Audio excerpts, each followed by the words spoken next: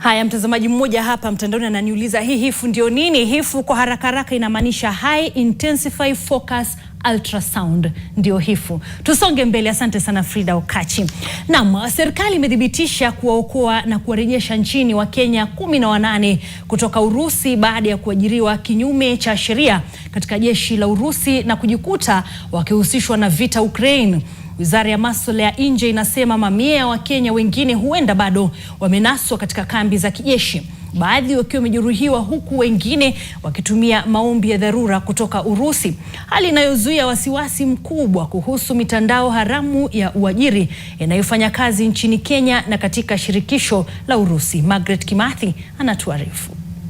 Wizara ya masuala ya ndani inasema Wakenya hao 18 waliokolewa salama na kupewa hati za dharura za kusafiria na kurejeshwa salama nchini Kenya kufuatia juhudi za kidiplomasia kupitia ubalozi wa Kenya mjini Moscow.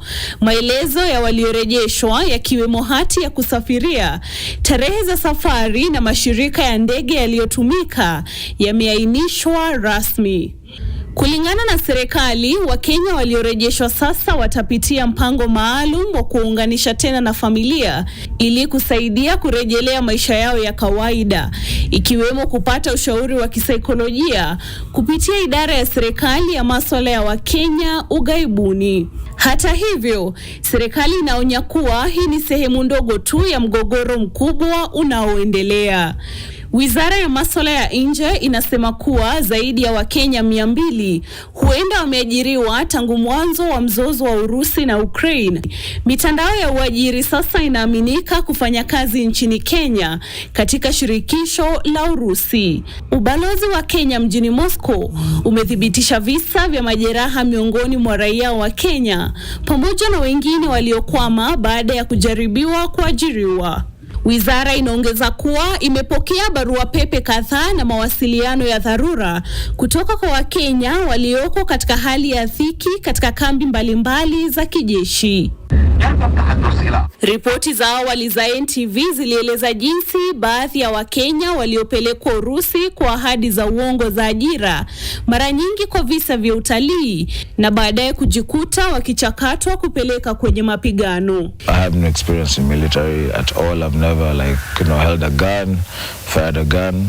So psychologically that was a bit disturbing. Katika onyo kwa wanaotafuta ajira, wizara imewahimiza vijana wa Kenya kuwasiliana na Wizara ya mambo ya ndani na masuala ya Wakenya ughaibuni pamoja na Wizara ya leba na ulinzi wa jamii ili kuthibitisha uhalisia wa fursa kabla ya kusafiri. Wizara hiyo inasema uchunguzi kuhusu mitandao ya ajira hizo unaendelea. Margaret Kimathi, NTV. Haya mtazamaji, kwa hayo yanayofungamana na Urusi, basi turejee hapa studio.